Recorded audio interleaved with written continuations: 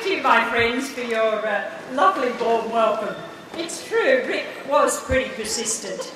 About 50 letters. In every one of those it was mentioned that Temora is the friendliest town in Australia.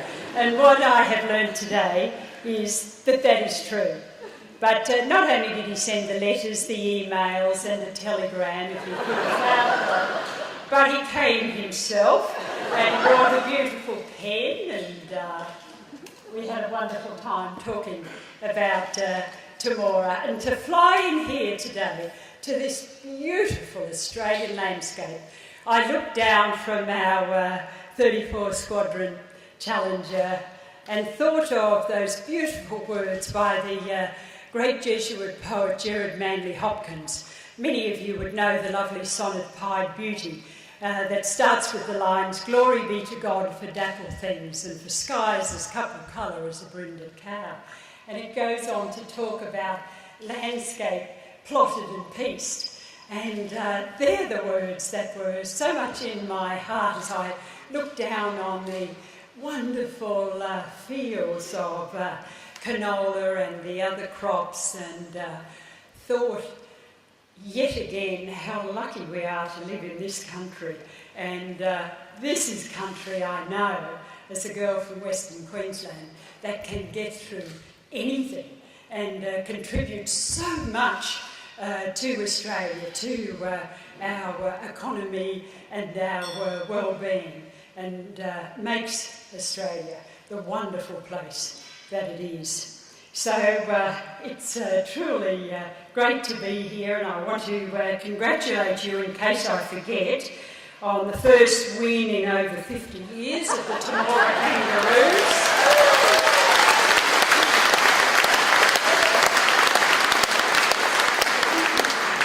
Played in Wagga.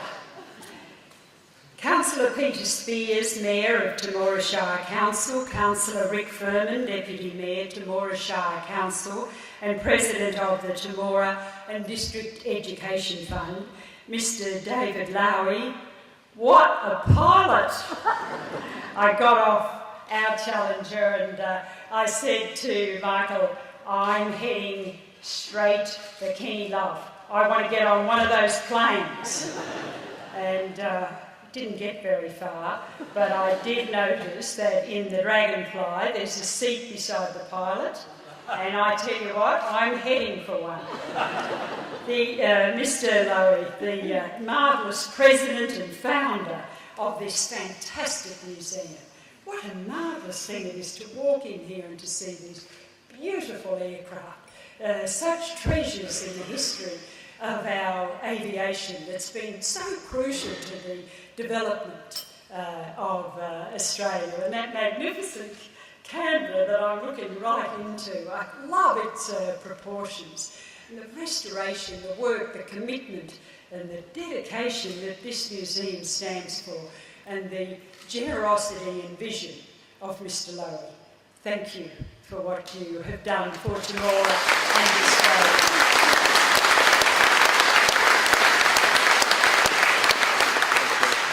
Distinguished guests, ladies and gentlemen, I am indeed delighted to join you here tonight in this heartland of our great nation, the Riverina.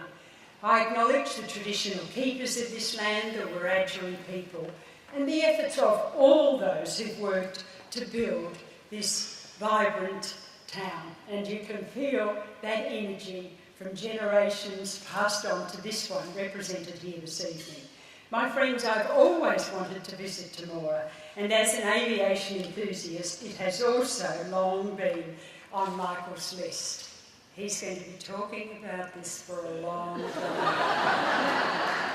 Today we've been thrilled to see the museum, to meet some of your teachers and students, and to enjoy the warmth and the friendliness for which you are renowned.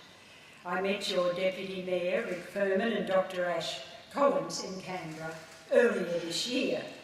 Their enthusiasm was infectious, as was their can-do attitude. And now I've seen for myself what they came to tell me about, the telemedicine innovation, which will revolutionise the delivery of first-class healthcare in Temora. and will be a wonderful model for delivering health to rural, regional and remote Australia.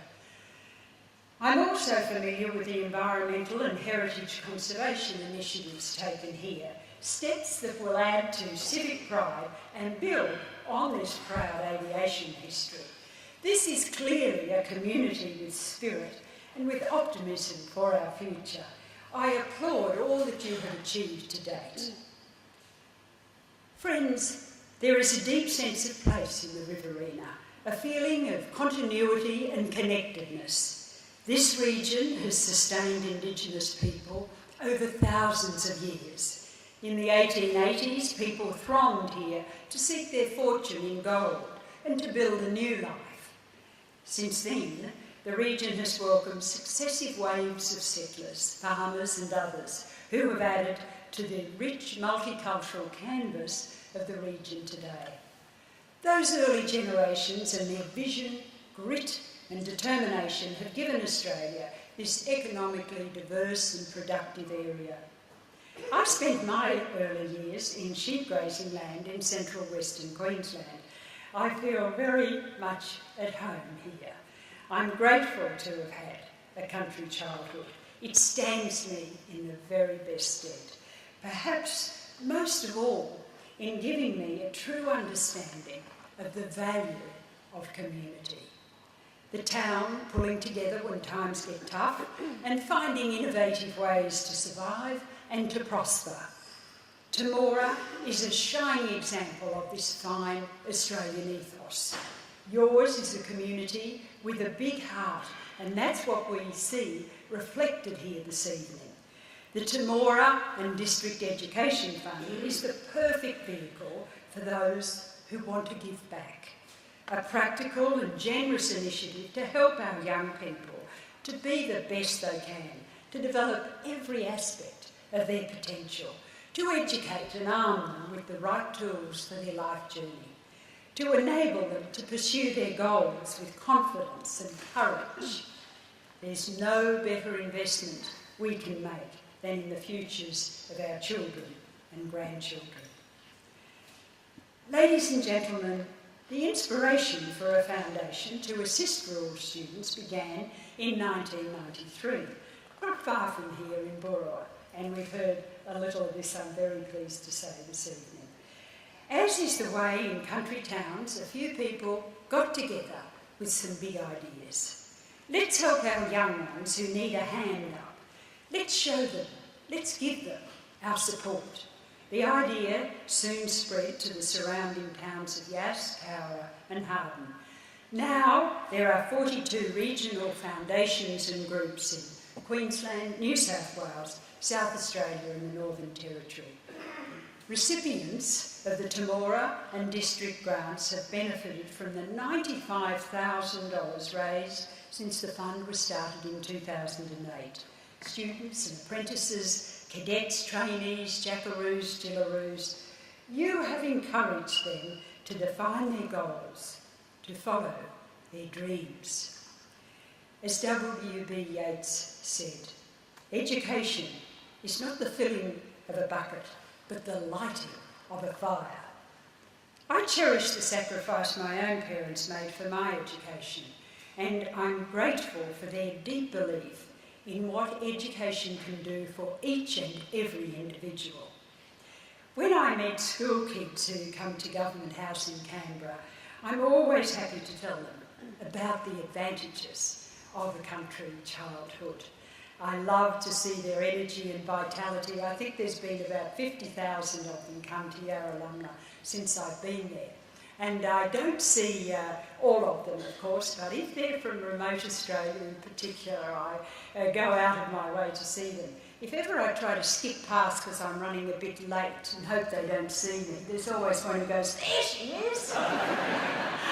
And I love to talk to them. They're mostly grade sixes, bubbling up and down, and I've learnt it's best to ask them, do they have any questions? That takes a bit of courage, actually.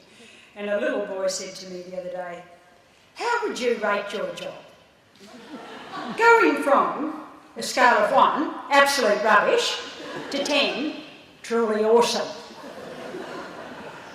To weeks ago I was at the Paralympics in London, where I was privileged to meet with the Australian contingent. What an inspiration they were, what determination, and what generous spirits they had. Such joie de vivre shining through. It was truly one of the most memorable experiences of my life. I met your own local hero, Scott Reardon, an outstanding athlete and such an impressive young man. You are understandably proud of him. His remarks after winning the silver medal in the final of the men's 100-metre T42 were truly uplifting, and they were wise and gracious. In my role as Governor-General, I see those qualities again and again amongst teachers, carers, volunteers, nurses, so many giving extraordinary service, often tucked away in a quiet corner that nobody knows about. When I thank them for what they do, they respond, "It's my job." Strength of character and of purpose, particularly in adversity, is a fundamental Australian trait. It's there when we need it, especially in times of flood, fire, drought, and other natural disasters. People instinctively rallying together to help each other. My friends, I am keenly aware of the contribution that country people make every day in the good times to our economy, our society, and our national identity. I see their finest virtues: resilience, openness, kindness of heart, willingness to take risks and embrace new technology, respect for neighbours and friends, and dedication to families and the future. I have seen it again here, today, in Temora. It is a privilege to share this time with you and to enjoy your warmth and hospitality. My friends, thank you for what you do for the futures of our young ones through this fantastic fund. Thank you.